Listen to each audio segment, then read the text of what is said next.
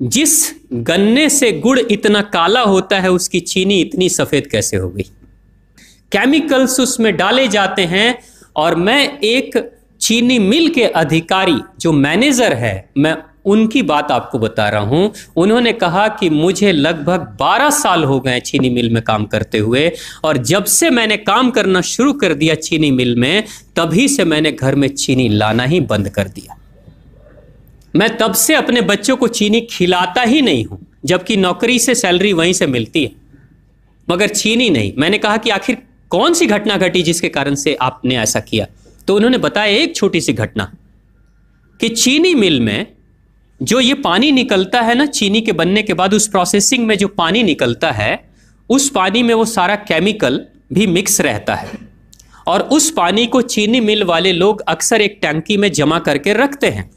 ये सभी चीनी मिल वालों के पास में होता है, आप भी कभी जाएंगे तो आपको भी पता चलेगा।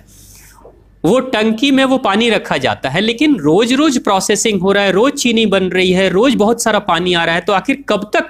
एक टंकी की क्षमता है ना, कितने दिनों तक वो टंकी खाली रहेगी? भर जाती है, भरेगी तो फिर क्या करेंगे? खाली करना है। तो क्या किया था चीनी मिल के लोगों ने? सोचा कि छोड़ो ना, अब कहाँ जाएंगे उसको फेंकने के लिए कहीं दूर, क्योंकि अब उतनी बड़ी टंकी जिसमें हजारों गैलन पानी है, उसके लिए ट्रांसपोर्ट में कितना खर्च आएगा, तो बेहतर होगा रात के अंधेरे में कहीं खेत में डाल देते हैं। क्योंकि जनरली फैक्ट्रियां तो होती हैं ऐसे ही बिराने में, तो कहीं डाल देते किसी खेत में, क्या पता चलेगा पानी है कि चीनी मिल का पानी है, क्या है। तो ये सोचकर मैनेजमेंट वाले लोगों ने रात में ही उस पानी को खेतों में छुड़वा दिया, और नतीजा ये हुआ कि उस खेत की सारी फसल जल गई, मिट्टी बंजर हो गई। और जब किसान पता करने लगा कि आखिर क्या हुआ मेरे खेत में, जब चेकअप कराया वो मिट्टी का, तो पता चला कि इसमें तो चीनी मिल का जो वेस्ट मटेरियल है वो डाला गया है। तब उसको खबर मिली कि हाँ, किसी स्टाफ ने बताया कि हाँ, हमारे चीनी मिल से ही पानी डाला गया था आपके खेत में, और पूरी मिट्टी बंजर हो गई। उसने केस कर दिया और चीनी मिल वाले को मुआवजा देना पड़ा लाखों रुपए। तभी से वो स्टाफ कहते हैं कि जो मिट्टी को बंजर कर दे वो इंसान के शरीर में जाए तो क्या करेगी। उसी के बाद से मैंने अपने घर में चीनी लाना बंद कर दिया। और सच्चाई है, लगभग अगर आप देखेंगे तो अंग्रेजों के आने के समय अंग्रेज पहला चीनी मिल इन्होंने भारत में ही लगाया था। पहला चीनी मिल भारत में ही अंग्रेजों का लगा, और अंग्रेजों ने चीनी की शुरुआत की। भारत के लोग गुड़ खाते थे, चीनी नहीं खाते थे। उन्होंने बहिष्कार किया, बिल्कुल नहीं, लेकिन चीनी और चाय पत्ती दोनों के लिए लोगों को तैयार किया गया था। चाय पिला पिला कर फ्री में चीनी के लिए तैयार किया गया, और चाय के लिए भी तैयार किया गया। अंग्रेज ने जब से ये शुरू किया है, और पिछले 50 वर्षों से हमारे समाज में चीनी खाने का प्रचलन बहुत तेजी से बढ़ा है, और उसी समय से भारत के लोगों के बच्चों के शरीर में कैल्शियम की कमी होनी शुरू हो गई है।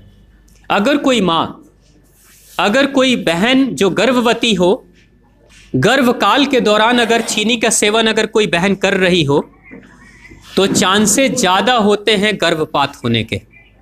कोई माँ अगर बच्चे के जन्म से पहले 1 साल पहले से ही चीनी छोड़ दे और सामान्य भोजन करे, अपना ही दूध बच्चे को पिलाए, और कम से कम 5 साल तक बच्चे को चीनी ना खिलाए, खुद को चीनी ना खिलाए, उस बच्चे को कभी भी ऑस्टियोपोरोसिस की समस्या नहीं हो सकती। कैल्शियम की कमी उसके शरीर में कभी नहीं होगी। चीनी जब जाती है आपके शरीर में, तो बाहर जब निकलती है तो अकेले नहीं निकलती, कैल्शियम लेकर निकलती है। चीनी कैल्शियम लेकर निकलती है, हड्डियों को गलाकर निकलती है। और जिसके शरीर में कैल्शियम की कमी हो जाती है, उसके शरीर में मैग्नीशियम, पोटेशियम, आयरन सबकी कमी हो जाती है।